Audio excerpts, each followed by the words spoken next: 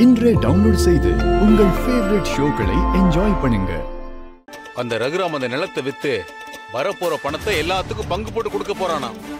அவங்க ஆசையை நிறைவேற்றி வைக்கிறேன்னு வள்ளல் மாதிரி பேசிக்கிட்டு இருக்கான். என்ன சொல்றீங்க? எல்லாருக்கும் பங்கு கொடுக்க போறானா? ஆமாமா. என்னம்மா, நான் இவ்வளவு பெரிய விஷயம் சொல்லிட்டு இருக்கேன், நீ எதுவும் சொல்லாம அமைதியா இருக்க. அவனை ஏதாவது பண்ணணுமா? ஆஹா, இல்ல. இந்த விஷயத்துல நாம எதுவும் பண்ண வேண்டாம். ஏன் போவனா?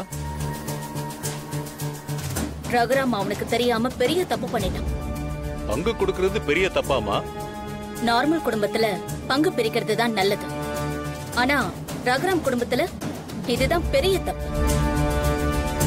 ஒத்துமையா இருக்கிற குடும்பத்துல இந்த பாக பிரிவினைனால கண்டிப்பா பிரச்சனை வரும். எந்த நம்பிக்கையிலமா சொல்ற? பார்வதியும் பத்மாவும் அந்த குடும்பத்துல இருக்கிற நம்பிக்கையில தான் சொல்றேன். நீங்க வேணா பாருங்க. இதனால அந்த குடும்பம் கண்டிப்பா உடையும். அவங்களுக்கு நல்லதுன்னு நினைச்சு பண்ற ரகுராம் இதுல கண்டிப்பா சிக்குவான். அந்த குடும்பத்துல சில பேரு சுயநலமா யோசிப்பாங்க. அந்த சுயநலமே அந்த குடும்பத்தை பிரிச்சிடும். இதுக்கு மேல நம்ம எதுவும் பண்ண வேண்டாம். இந்த பாக பிரிவினைனால அந்த குடும்பமே சின்ன பின்னமாகும். நம்ம வேடிக்கை பார்த்தா மட்டும் போதும்.